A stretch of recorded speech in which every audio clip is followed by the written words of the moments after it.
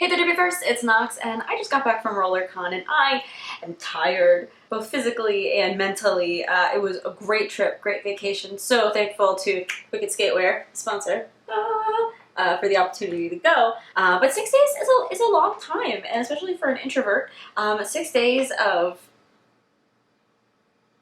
people can be really hard. But I have some tips from my trip to Rollercon for you. Here they are. I'm sure you probably already have heard this, but make sure that you have your skates with you on the plane. Don't check them. You don't want to run the risk of not having your skates. They're the hardest thing to, borrow from someone else and still be able to do the things you want to do. Plan at least a little bit. There's so much happening at Rollercon at any given time, and it just keeps getting bigger year after year. You're going to miss something if you don't pay attention.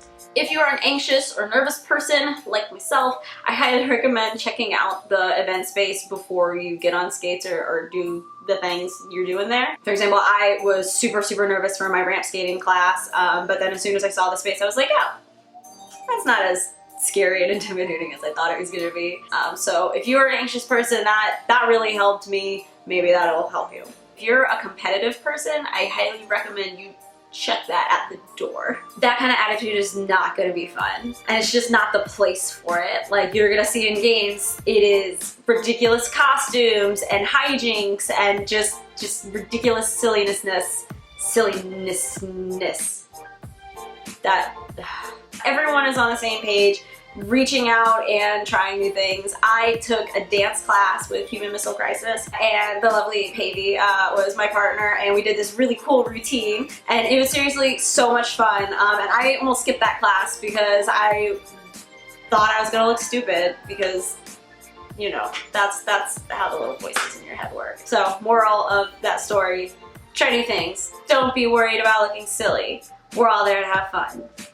Rollercon, it's extra important that you're taking care of yourself. You really need to wear sunscreen, especially during like 10 to 2, and hydrate so much more than you think you need to. Not only is it the desert, but it's really busy and you're kind of trying to jam a bunch of stuff into one day, and you're not usually thinking so much about taking care of yourself. But that's kind of when it's most important. With that, explore other casinos. I'm not like a drinker or a gambler, but at Circus Circus there was a freaking amusement park and a huge arcade, and I had just a fucking ball. I also urge you to go do something naturey while you're in that area, especially if you're not from the desert. It's like a whole other world. My partner and I kept comparing it to like Mars. It felt just like a totally different planet from, St. Louisans. And lastly, my biggest tip is that it is okay to not do all the things. You don't have to scrimmage in all the scrimmages, you don't have to take all those classes, you don't have to see all the things and meet all the people, do all the social events.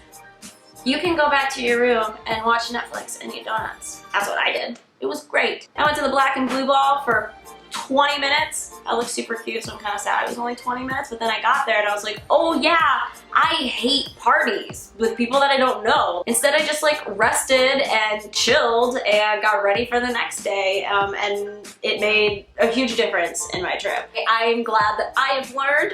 My trip was a lot better for it, and so this is me passing that knowledge on to you so that hopefully your trip is even better than mine. If you have any tips for Rollercon or any questions, leave them in the comments below. Make sure you subscribe to my email list at noxtalks.com/email so that you can get the weekly roundup, your weekly dose of Derby news sent straight to your inbox. And as always, you can find me at any of these places. Let's talk about roller derby.